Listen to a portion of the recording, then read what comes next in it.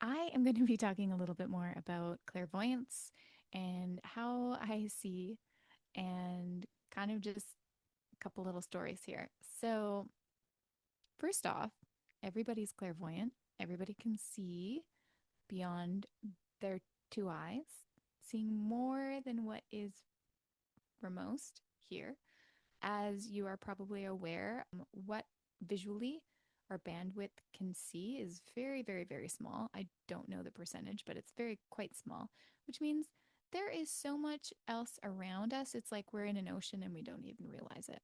So, this is a little story of how I really got to know what it was I was seeing when I first started seeing stuff because I was super curious and I would like to kind of peek and then I would see stuff and I wouldn't understand and I would kind of just have to think about it for a bit, come back to it. And so one of these moments was it was a while ago and I would see a okay, so first of all, I used to be terrified of spiders, and it was a past life thing, really cleared that up. Now I'm grateful that spiders are around. But when I first started seeing this particular, it was almost like it was a warning that I would see a spider in the physical. So I would see in the astral, like I would like take a peek and I would see like a big spider and I didn't understand what I was seeing. So then, literally, maybe a few hours later, or whatever it was a certain time, a few days later, or no, it was a few hours later, I would then see in the physical a spider in that exact same spot.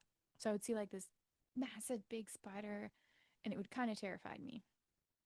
And then I realized it was my higher self giving me a heads up, like, oh, there's going to be a spider there later. Like, and so this happened a few times, and I learned that what I was seeing was actually something that was happening in the future.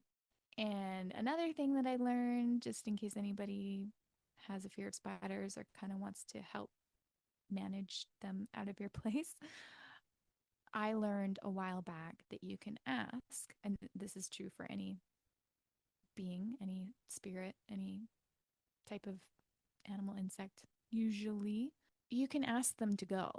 You say, I don't want you in my home, have a boundary. And if they're in a frequency where they will listen, you call on the spirit of the spider, say, as an example.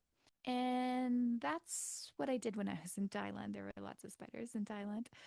And I made the boundary that I didn't want any spiders in my home. But for the ones that were in the home or needed safe passage, that I asked if they could go to, I had a patio door. So asked to go onto this patio door into the spot and I would remove them, like get a cup and remove them out of the home. And it worked so well.